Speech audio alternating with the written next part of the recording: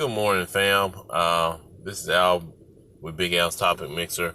I thought I'd make another quick video this morning. This is something that is happening locally, but has national implications. So, recent protests downtown defaced a Confederate statue here in Birmingham, Alabama. That statue had been standing up since, I believe, the 20s.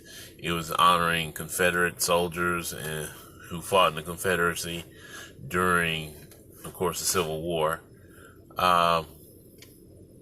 Those protesters, of course, were protesting like everybody else was about George Floyd and all the other injustices towards African Americans by police officers. And not just African Americans, really, a system of military policing that's going on across the United States. Those statues were damaged, defaced. Of course, graffiti was spray painted all over them. And this is not being talked about nationally, but it's important because of several different factors involved in this. The city of Birmingham, a few years ago, under Mayor William Bell, wanted to remove the statues. But the state enacted a law to prevent any city in the state of Alabama from removing any Confederate memorial statues around the state.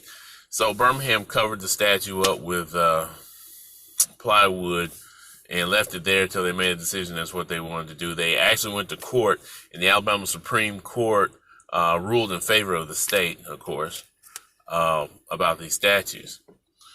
Well, lo and behold, here it is, 2020. We having a protest downtown, which later, as the news likes to call it, became a riot, and there was some looting. Birmingham was not on the scale of Minneapolis or New York or LA or any of those places. But with that being said, one of the things that they did do was the protesters, and there's video evidence of it, white and black, took down the plywood from the statue. And some protesters began defacing the statue, mostly white, began defacing the statue. And of course, everybody wanted to bring that statue down. That was the one thing the protesters said, that statue needs to come down. It was nearly impossible for them to take it down. They didn't take it down, but they did deface it. And again, they sprayed graffiti on it. The reason why I'm bringing this up anyway is this. That statue right there, the city was not allowed to remove it because the state made a law that said it had to stay there. Now, I made a reference on my Facebook page, and, that's Facebook. But if you think about it, this is a historical fact. When the slave rebelled, they would tie him up and whip him with a whip. Well, at some point, a city has to take it upon itself to grab the whip, in this case. And the slave had to grab the whip sometime. The rebellion had to, you had to take that next step. So it's gotten to that point.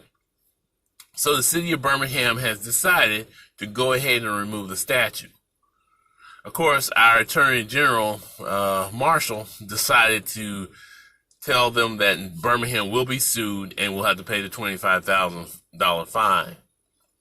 Personally, I think this is ignorance, and that the state of Alabama should not make them pay the fine. The state of Alabama was wrong in the first place for creating such a law. The people here in Birmingham did not want the statue there. It was only a few people here who wanted that statue to remain downtown in Lynn Park. And those people don't even live in the city of Birmingham or come to the city of Birmingham for the most part. So I think, in all honesty, let me just give you my opinion of that. I think it's great that he removed that statue at this point and took away that tension from that. But this is part of the protest. We live in a world where the system is trying to dictate to us how we should feel, how we should think, how we should live. It's trying to dictate all kinds of things. And one of the things it does is it oppresses people that look like me. They literally make laws to change things. The city of Birmingham at one time wanted to enact a $10 minimum wage. the state of Alabama said that they made a law to make sure that Birmingham would not enact that $10 minimum wage. Let me tell you what this movement has done. Birmingham has removed their statues. Mobile is working to remove their statue. Another city in the state of Alabama. Other small municipalities, including Florence, Alabama, there are movements to remove statues. Montgomery, movements to remove those statues. This sets off a spark. It's part of the whole picture, the bigger picture of what's going on around the United States that some people fail to see. I had somebody this morning tell me, what movement? There's no movement. Are you talking about those people? I'm too busy. I've got time. I've got to work my 40. Fine, you got to work your 40 hours a week. So do I. But I'm still part of the movement in some kind of way. I'm going to let my voice be heard in some kind of way. And this is one way, through social media. You know, everybody says, well, you can't just get on social media. You're right. Like writing letters to my congressman and all those people, though they are part of the system because it's a bigger picture here. Dr. Cornel West put it best the other day. The system has failed, and the system cannot repair itself. It doesn't matter whether you're Democrat or Republican, the system the way it is does not work. It does not work for all people and all of the people who have to live under that system. So as long as they want to play the games, if you want to be a part of the problem, not a part of the solution, that's you. But this was the first move here in this city to be a part of the solution. Excuse me. So the next steps come in other ways. We've got to change the way the police work because even though he made that move, he made another foolish move to me. He enacted a curfew and then made a rule that says he's banning all public demonstrations in the city. So you can't go to any public property and have a demonstration now. I personally think that the protesters should resist this. They should protest anyway on public property because that's their First Amendment rights. You cannot step on the Constitution, and that's what's been going on a whole time. They're stepping on the Constitution, constantly stepping on the Constitution. I have friends who are conservative who understand this. I also have liberal friends. They understand this. It's not a liberal or a conservative thing. It's about them, what's right. If we really stand for the Constitution, not somebody standing for one amendment or two amendments or three amendments, like you said, hey, you got people saying, hey, they stand up for the Second Amendment rights because you know what? They feel like the government doesn't do right with the Second Amendment rights. Fine.